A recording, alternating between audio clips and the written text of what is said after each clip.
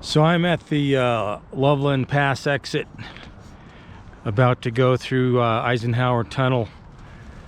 The Eisenhower Tunnel is about 11,000 feet above sea level, and although it's only 8:17, today's June 5th, 2020, it's about 60 degrees up here, and a little chilly on the bike.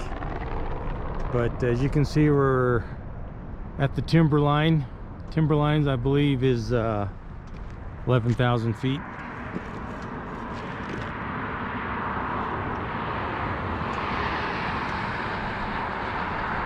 What's the timberline, Colorado? Okay, here's what I found. Yeah, Sari doesn't know what they're doing. She's doing anyway.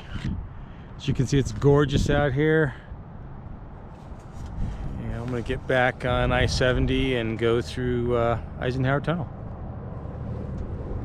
Stop capture, GoPro. GoPro, stop capture.